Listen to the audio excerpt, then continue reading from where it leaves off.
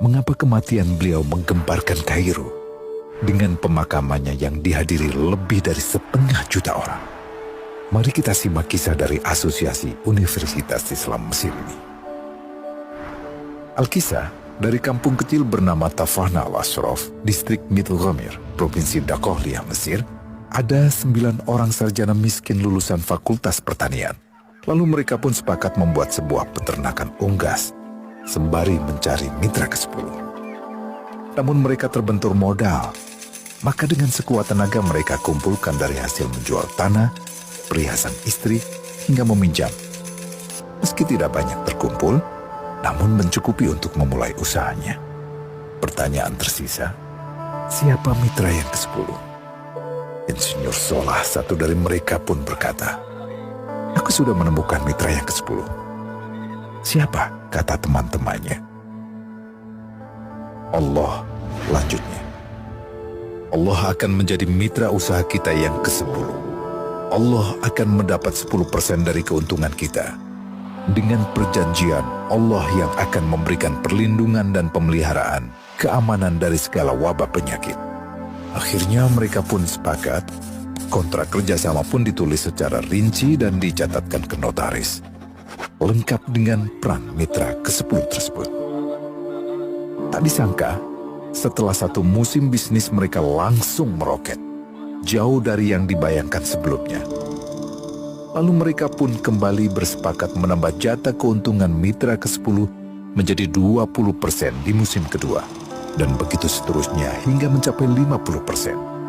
Lalu bagaimana keuntungan mitra ke-10 itu dialokasikan? Dimulai dengan membangun sekolah dasar Islam putra, lalu lanjut putri, kemudian sekolah menengah putra, kemudian putri. Tambah lagi madrasah aliyah putra, lalu putri. Tapi karena keuntungan terus membanjir, akhirnya dibentuklah Baitul Mal. Dan mereka pun mengajukan ke pemerintah untuk membangun universitas di kampung. Awalnya ditolak dengan alasan tiadanya akses bagi para mahasiswa. Tak berapa lama mereka pun mengajukan pembangunan universitas lengkap dengan stasiun kereta beserta jalurnya dengan biaya mandiri. Akhirnya permintaan ini disetujui. Dan pertama dalam sejarah Mesir, berdirilah sebuah universitas di perkampungan kecil.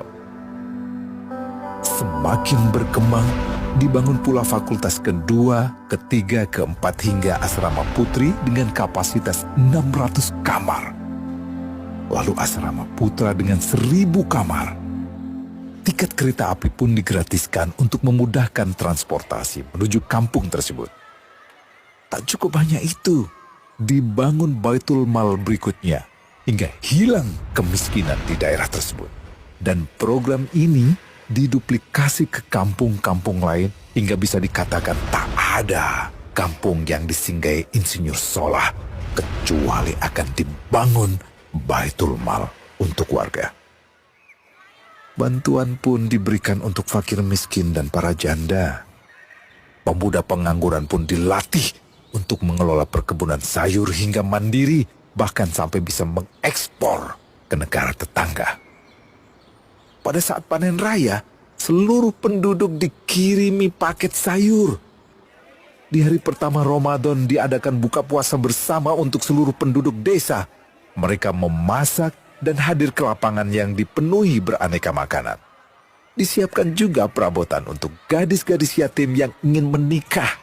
Dan ini semua merupakan sedikit dari banyaknya kebaikan yang dilakukan oleh Insinyur Solah. Hingga pada akhirnya disepakatilah keuntungan perusahaan 100% untuk Allah. Insinyur Solah yang awalnya adalah salah satu mitra usaha berubah menjadi karyawan Allah. Dia hanya menerima gaji, namun dia memberikan Tuhannya syarat agar membuatnya hanya butuh kepadanya dan hanya meminta kepadanya. Inilah sosok Insinyur Solah Atiyah, aktor utama kisah menakjubkan ini. Keikhlasannya membuat ia sama sekali menolak terkenal di media massa. Dan kini, meski orang yang melibatkan Allah ke dalam bisnisnya ini telah wafat, terbayang seluruh amal jariahnya yang selalu mengalir untuknya. Masya Allah. Pertanyaannya, akankah ini hanya menjadi sebatas kisah saja? Atau menjadi teladan bagi kita untuk mengikuti jejaknya?